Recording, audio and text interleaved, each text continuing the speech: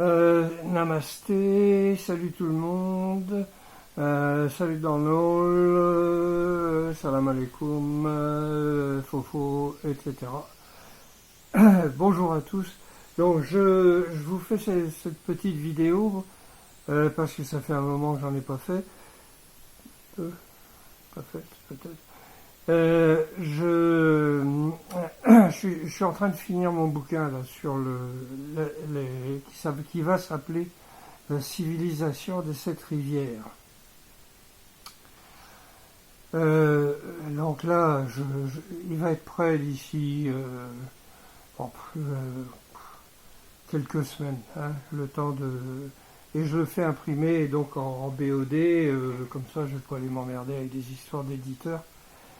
Ou c'est, sauf s'il y en a un qui veut me contacter, mais je ne veux pas aller faire faire le tour des maisons d'édition. Bon.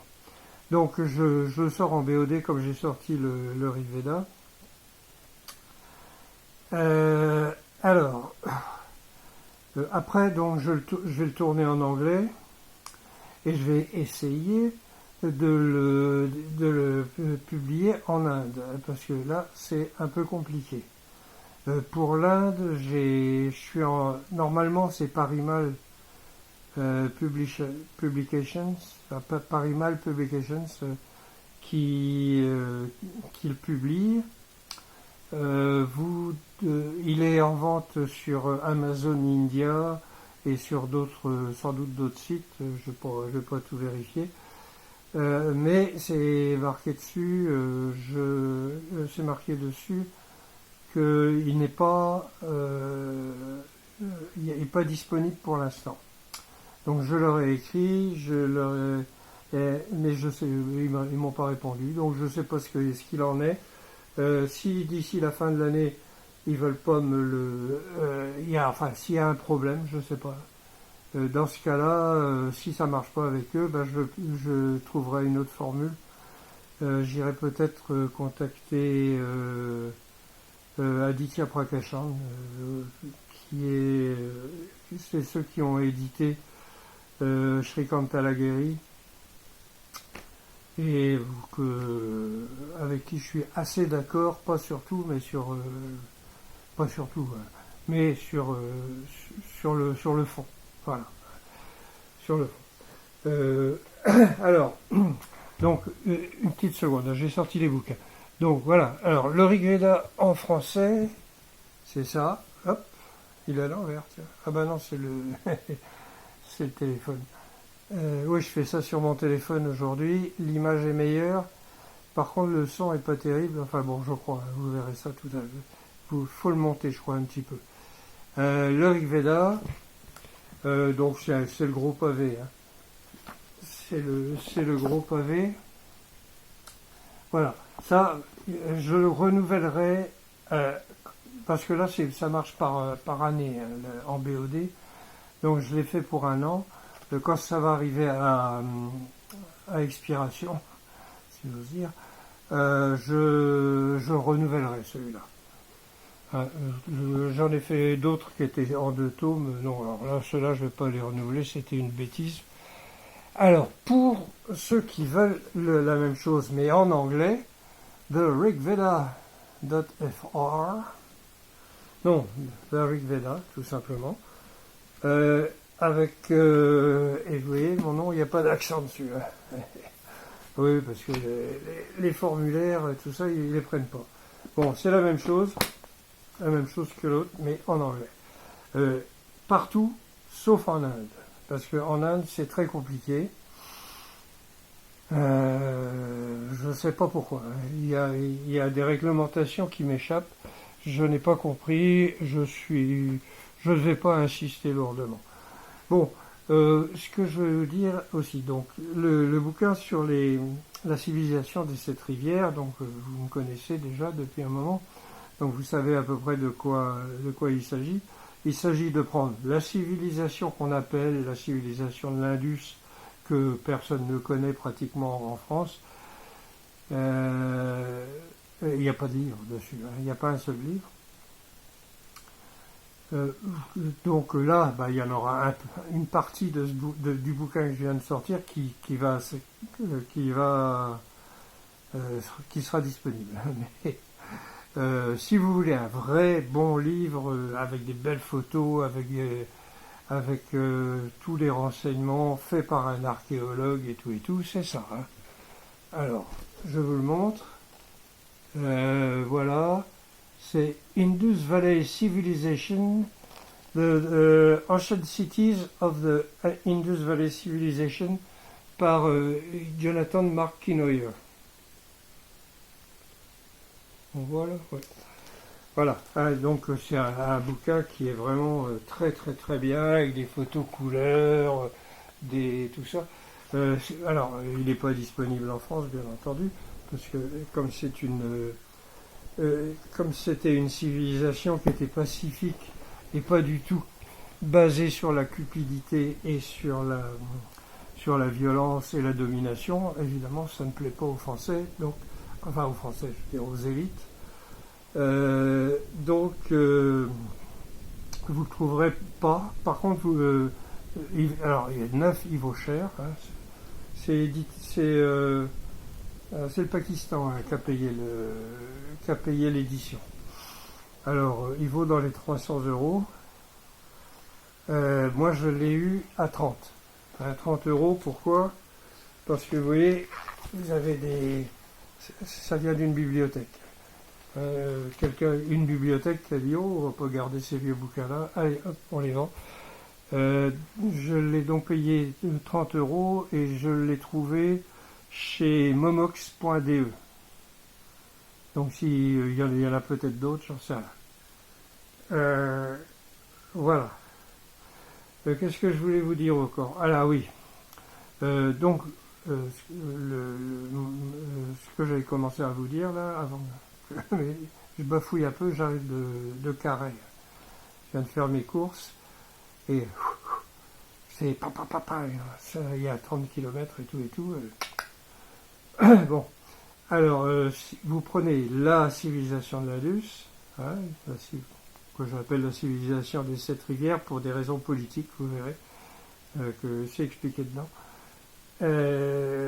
Donc, et je l'étudie sous 2 aspects. L'aspect matériel, donc en première partie, avec des photos que j'ai... alors il y a quelques photos qui sont libres de droit, que j'ai trouvées sur Internet, à Wikimedia Commons, que j'ai transformées en photos en noir et blanc, parce que c'est des photos couleurs. Donc, alors, c'est pas fameux, c'est un tout petit bouquin, il fera 230 pages. Pas non plus, les gros pavés comme ça c'est bien, mais ça prend un peu de temps. Donc c'est la civilisation de l'Indus en première partie, hein, c'est la civilisation des 7 rivières, et en deuxième partie donc le matériel en première partie, et en deuxième partie le spirituel, où c'est là le Rig Veda décortiqué, où je relève au fur et à mesure que ça a commencé comme ça. Au fur et à mesure que je le traduisais, je découvrais des trucs. Je dis oh là là, ce shloka-là, par exemple, dit un truc. Ça a commencé par quand il y a un shloka où on parle de flèches en pierre. Et quand j'ai vu ça, j'ai dit hop, ça c'est une indication sur le temps, quand ça se passe. Parce que au début de l'âge du bronze, le bronze coûtait très cher. Et coûtait très cher et tout le monde n'avait pas des flèches avec des pointes en métal. Parce qu'avant ils utilisaient le cuivre. Bon, alors peut-être qu'ils avaient quelques flèches avec des pointes en cuivre, mais enfin ça vaut rien au point de vue pour transpercer un animal, etc. Et puisqu'ils étaient chasseurs, ils n'étaient pas végétariens. Et puis pour la guerre et tout ça, bon. Parce qu'il y a eu des guerres avant d'être pacifiques. Voilà. Et donc, en traduisant comme ça, je relevais des phrases, des indications, et que je classais un petit peu partout.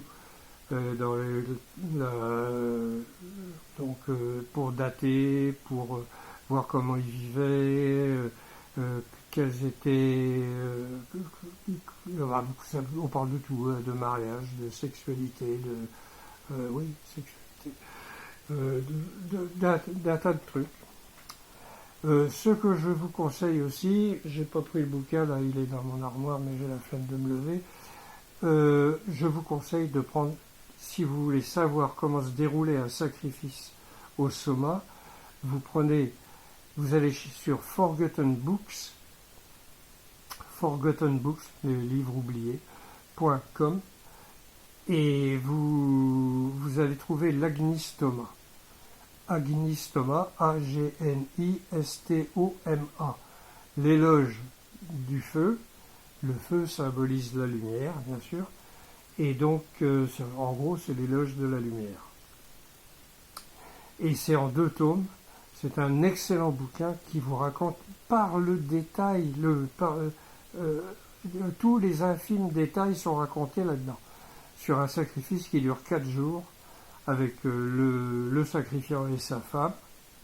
Et jamais on ne parle de sacrifiant et ses femmes, alors que dans Rig Veda, il y a au moins les rois avaient au moins été bigames, sinon plus. Bon, ils n'avaient pas tout à fait les mêmes mœurs que nous. Voilà. Donc, je vais. Oui, alors ce que je voulais vous dire aussi avant. Oh il y a. Mon site rigveda.fr, Walou, il n'existe plus, il a changé de nom, il s'appelle rigvedafr.com. Pourquoi je voulais garder rigveda.fr parce que c'est difficile de faire mieux, mais comme j'ai changé d'hébergeur et que le site était enregistré chez un autre hébergeur, que je voulais faire le transfert et tout ça, ça m'a paru tellement compliqué que j'ai préféré prendre un autre nom. Et bon, ça reste Rigveda. Alors il n'y a pas de .fr, mais rigvedafr.com. Bon, ça reste à peu près pareil. Et dedans, alors c'est mieux, c'est mieux, vous verrez, mais c'est moins laid que ça ne le fut. Et je publie tous les jours un article sur soit sur le Rig Veda, soit sur les civilisations qu'il y avait autour, soit sur sur des pratiques spirituelles qu'il y a à travers le monde, aussi bien en Afrique qu'en Amérique du Sud, etc., avec ou sans consommation de produits antéogènes, hein, puisque qu'on en prenne ou qu'on n'en prenne pas, on arrive au même résultat, il suffit simplement de suivre la bonne méthode. Donc voilà. Autre chose aussi, voilà, une fois que ce bouquin-là sera fait, puis que je l'aurai tourné en anglais, mais là, ça va être un peu long, mais je pourrais faire des vidéos puisque je ne serai pas dans le même truc, puisque l'écriture est déjà faite, donc il suffit de la transformer en anglais. Je vais me débrouiller avec les traducteurs automatiques, et mais par contre, il faut corriger derrière. Ça prend un peu de temps, mais bon, il y a le travail d'écriture est déjà fait, donc ça me libère la tête. Donc ce que je vous propose, c'est que je vais reprendre de temps en temps et au hasard un hymne tiré au hasard, et refaire comme j'avais fait au début que je faisais mes vidéos. Je faisais ça, je prenais un hymne au hasard et puis on le commentait et puis on voyait ce que ça voulait dire, à décrypter les métaphores. Donc voilà, je vous propose de refaire ça pour voir un peu ce que on peut en tirer et ce qui peut nous être utile à nous. Donc, alors oui, ce que je voulais dire aussi, c'est que la conclusion de ce travail-là de traduction et puis de comparaison avec l'archéologie, puis aussi tenir compte de l'astronomie. Et encore, je suis passé à côté de plein de trucs en astronomie. Et ça, j'y ai pas rien, j'y connais rien. Tout ça nous donne une civilisation qui était pacifique, hein, à partir de 3500 ans avant Jésus-Christ, donc BCE, si vous voulez, avant notre ère commune, Before Common Era. Et ça s'est terminé en 1900 BCE, donc Before Common Era, avant Jésus-Christ. Voilà. C'était une civilisation pacifique, mais qui avait eu un passé, hein, avant d'être une belle ville, avec des villes intelligentes, bien construites et tout. Avant tout ça, il s'était passé beaucoup de choses. Donc on remonte assez loin dans le temps. Bon, alors, je reste quand même très prudent parce que d'abord il y a des choses. Il y a une chose, c'est que au point de vue longueur au point de vue date, si vous voulez, on peut trouver des trucs qui remontent à très loin. Moi, je vois par exemple certains spécialistes indiens qui font remonter le Rig Veda à 23 000 ans, 25 000 ans, 15 000 ans, voilà. Bon, moi, si ça remonte à 8200 ans, pour certains mythes, c'est pas sûr. Hein, c'est possible, disons que ce serait possible que ça remonte loin. Mais à ce moment-là, les hymnes qui concernent ces mythes-là auraient été écrits après, hein, aux alentours d'il y a environ 6000 ans maximum. Parce qu'il y a des chars à roues à rayons, ils ont des armes métalliques mais pas en bronze. Donc ça veut dire que c'est avant la période du bronze, etc. Donc c'est pas sûr que les hymnes aient été écrits à la même époque que se déroulent les événements. Je pense que même ça a été fait nettement plus tard. Voilà. Bon, alors vous trouverez tout ça dans le bouquin. Il sera pas cher parce que c'est un petit machin. Donc il n'y a pas de problème. Sur mon site, donc rigvedafr.com, hein, voilà, on a tout changé. Vous avez une page de contact. Si vous voulez que je parle d'un sujet ou que je traite un sujet qui vous tient à cœur ou que vous connaissez ou que ou si vous avez des infos à me donner, hein, parce que moi je suis preneur, ou si bref, ou si vous êtes fauché, vous me contactez par le formulaire et je vous envoie les PDF de la traduction du Rig Veda.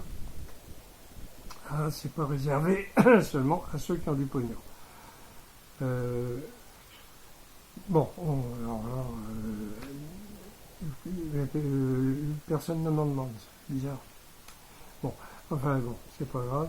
Qu'est-ce que je voulais dire encore? Bon, ben, pour l'instant, ça va. Je m'arrête là, parce qu'il faut que je me calme. Je descends de voiture.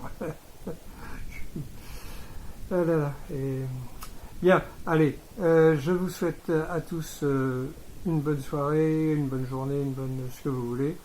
Plein de bonnes choses parce que je vous aime bien, même si je vous connais pas, ou pas tous en tout cas. Et puis, Kenavo dans le... Ah, je vais m'apercevoir que j'ai encore oublié d'enlever mon séchoir. Bon, allez, Kenavo dans l'eau, et là je coupe ici, si j'y arrive du premier coup. Non, raté.